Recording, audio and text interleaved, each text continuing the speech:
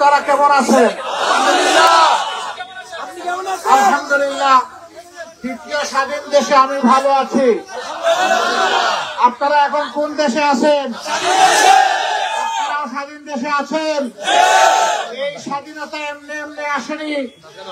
এই স্বাধীনতা আনতে গিয়ে, উপহার দিতে গিয়ে আমাদের ছাত্র, তরুণ, যুব সমাজ, আমাদের ছেলে মেয়েরা রাতের পর রাত, দিনের পর দিন রক্তচক্ষু আর গুলি বৃষ্টি উপেক্ষা করে বুক পেতে দিয়ে তার রাস্তায় নেমে এসেছিল। হাজারো প্রাণ তাদের কাছ থেকে কেড়ে নেওয়া হয়েছে। হাজার হাজার ছাত্র, তরুণ, যুবককে গুলির পর গুলি চালিয়ে পঙ্গু করে দেওয়া হয়েছে। যাদেরকে খুন করা হয়েছে, মহান মনিবের দরবারে দোয়া করে রব্বুল ইজ্জত তাদেরকে তুমি শহীদ হিসেবে কবুল করো। তাদের আপনজনকে তুমি সবরে জামিল আতা করো। আর যারা আহত হয়েছে, রব্বুল আলামিন তুমি তাদেরকে সুস্থতার নিয়ামত দান করো। আমরা যারা বেঁচে আছি, অক্ষত আছি, শহীদদের এই রক্ত, আহত পঙ্গু ভাই বোনদের এই রক্তের মূল্য পরিশোধ করার তৌফিক তুমি আমাদেরকে দান করো। এই বাংলাদেশের বুক থেকে সকল ধরনের জুলুম এবং বেইনসাফি তুমি দূর করে দাও। একটা ইনসাফের ভিত্তির উপর, কোরআন সুন্নাহর আদর্শের উপর একটা সোনালী সমাজ তুমি আমাদেরকে দান করো। বন্ধুগণ, আমি আজকে মিটিং করতে আসিনি, বক্তব্য দিতে আসিনি। আমি এসেছি বৃহত্তর নোয়াখালীর, ফেনী, নোয়াখালী, লক্ষ্মীপুর তিনটি জেলা, পার্শ্ববর্তী কুমিল্লা জেলার অংশবিশেষ ভারতের পানি আর ভারী বৃষ্টির তুড়ে এই কয়েকদিন ধরে ভেসে যাচ্ছে। মানুষ দুঃখ দুর্ভোগের মধ্যে আছে। অনেকে ঘর বাড়িতে থাকতে পারছে না।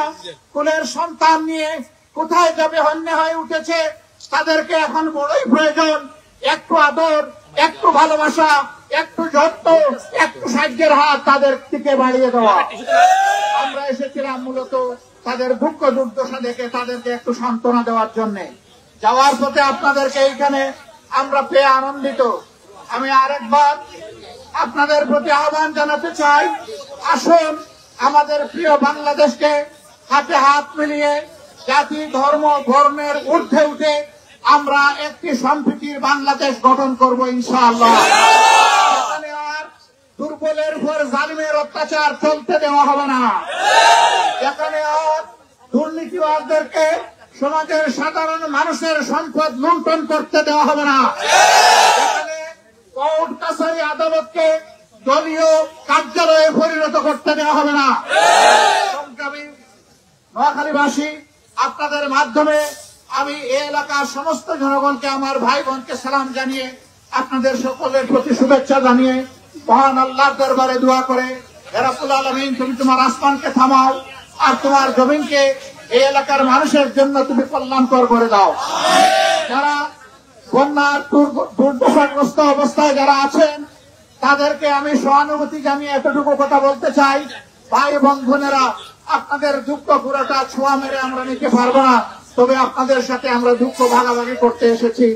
আমি আমার স্থানীয় সহকর্মীবৃন্দকে অনুরোধ জানাবো, এখন থেকে আগামী এক সপ্তাহ আমাদের সকল সাংগঠনিক স্বাভাবিক কার্যক্রম স্থগিত থাকবে। এখন আমাদের একমাত্র কাজ হবে দুর্দশাগ্রস্ত মানুষের কাছে যতটুকু পারা যায় সাহায্য সহযোগিতা তাদের মুখে তুলে দেওয়া, হাতে তুলে দেওয়া।